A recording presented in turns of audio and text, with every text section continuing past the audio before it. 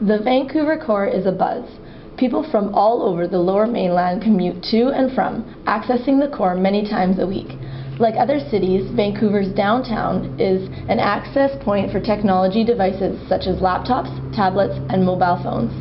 For many of us, these technologized devices are a part of our everyday life.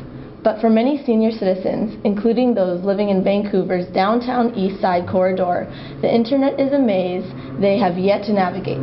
This is also what is known as the digital divide. As stated in New Media, an Introduction Canadian edition by Leung Smith, the digital divide is defined as the differential access to and use of the internet according to gender, income, race, and location. It can be further broken down into the global divide and the social divide.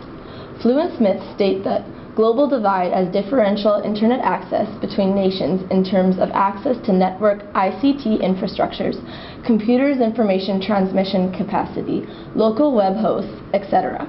The social divide is the gap within nations in terms of access to the internet as a means of social engagement. A 2013 survey conducted by the Portland Hotel Society, a nonprofit providing advocacy, housing, and services for the marginalized citizens of Vancouver's downtown Eastside, found that 20% of residents in the downtown Eastside are seniors. For the survey, PHS interviewed 176 residents above the age of 50 years and discovered the following. A staggering 97% live below the poverty line, while 86% live in low-income housing, and the majority have no phone and therefore no access to 911 or emergency services. In 2013, Sarah Blythe, a senior outreach worker with PHS and a Vancouver Park Board Commissioner, developed the idea to provide low-income seniors with stripped-down cell phones programmed solely to call 911. In support of her initiative, she partnered with the Vancouver Police Department, Van City, TELUS, and Free Geek. Free Geek is a non-profit located in East Van. Their mission is to be a non-profit community organization that reduces the environmental impact of waste electronics by reusing and recycling donated technology. Through community engagement, they provide education, job skills training, internet access, and free or low-cost computers to the public. We recently sat down with Nigel Cornwall, the president of Free Geek, to discuss his part in the cell phone initiative started by Sarah Blythe. Free Geek is all about recycling unwanted electronics, and we do that in one of two ways. We'll either strip the components down and recycle them ethically. That's a bit like the organics of recycling. We physically take components bit by bit into different parts and pass them on to different recyclers so they can extract parts from them. If the goods are still viable, then we'll actually test them, make sure that they work, strip off any personal information that they have, and then pass them on to someone else in the community who can use them. We'll either do that by our donations, so we'll give them to organisations and causes who will make use of those via free grants, or we'll actually sell them through our thrift store upstairs. What's your take on the digital divide and mainly seniors in the downtown east side? What's your take on it? Well, it's suddenly become more and more apparent. I mean, if you're looking for a job or for work or anything these days, you do it online. People expect that. If you're applying for EI, you will do that online. If you talk to the government, you will do things online. If you haven't got a SIN number, you'll do it online.